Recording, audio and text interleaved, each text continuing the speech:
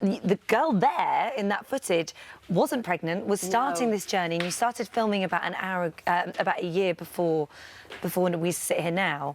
And to hear something like that when you're starting that journey, you know that you're sort of 38 at the time, that must have been terrifying. It was. I think I was, you know, like many people, quite naive. Of course, you know that age impacts your fertility, but I think you don't really realise to what extent until you start looking into it.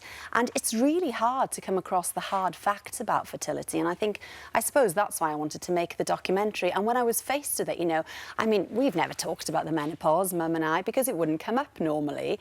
And she told me that, and I was quite shocked. I thought, gosh, I've got 6 years, you know, and I've always known I've wanted a family. Did she think that it would stress you if she told you about it? Probably, and you know, Mum has never put any pressure on either of us, my sister or I, to have children. Of course, they are doting grandparents and they are delighted with the news.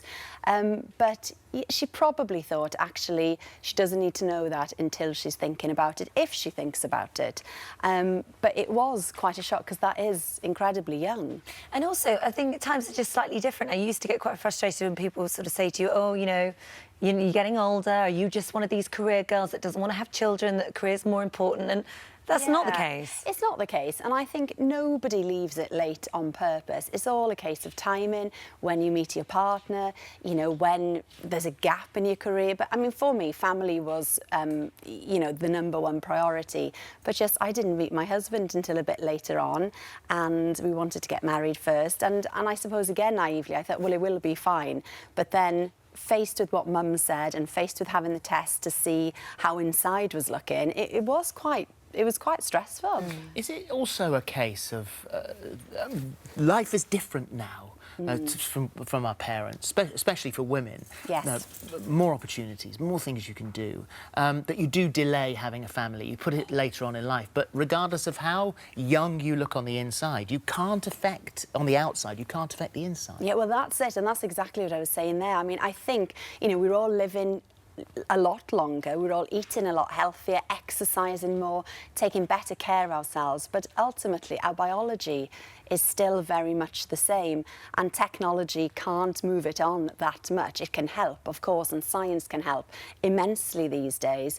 But I think, you know, nobody told me in school, I don't know about you, Holly, but nobody said, you know, yes, safe sex is important, but actually you need to know the facts about when your body's at its prime, when it's at its optimum age to recreate. Well, the only thing they teach at school is how not to get pregnant. Exactly. That's what you do, you spend your whole life going, I don't want to get pregnant. I know, and you spend your entire life, and I still was into my early 30s, thinking, oh, I can't get pregnant, can't get pregnant. And then one day, you suddenly go, gosh, I really want children. Yeah. And then, you know, it's a complete, it flips the whole thing on its head. But it's not the way we're biologically built, because No. the primary age to have a baby is very, very young, unacceptably young. Which seems really young these days, doesn't it? And they're, yes, very, very young. So we're, no matter how much stress it causes, we're just not built to have families that later on in life. No. But technology, as you said, is changing. It is. Yeah, but I still think, you know, there's still a limit. I mean, now I was speaking to lots of brilliant consultants who are helping couples in their late 40s, even early 50s, and they said the trends are changing. Everybody's pushing it by 10 years, you know, by 15 years. But ultimately, they said people need to be aware that if they can, the sooner the better. Well, by the age of 35, your fertility falls off a cliff. It does. I mean, it drops off, but yeah, it does. It does. It plummets. Yeah. And that's incredibly young. I mean, that feels young. It does feel young, but, you know, as I say, there's lots of techniques now to help. But ultimately, inside, 35 is sort of starting to push it.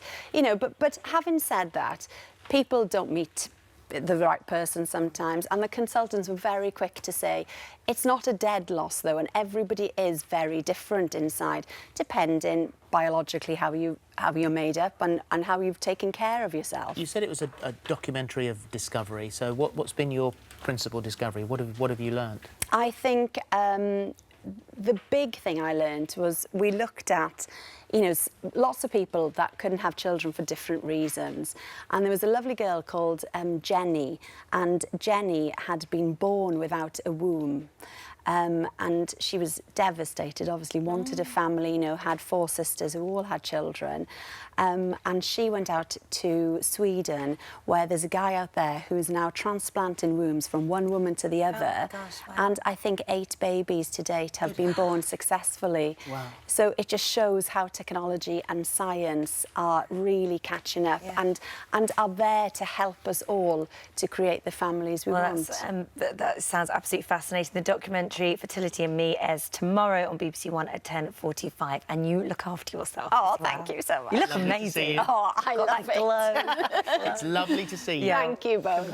For more of the same, just click here, and don't forget you can subscribe for even more of these amazing videos exclusive to our channel. There were times at 5 o'clock in the afternoon when I was still in my dressing gown, not having brushed my teeth, not having had a glass of water, much less a cup of tea, past my lips, with a never-ending stream of people.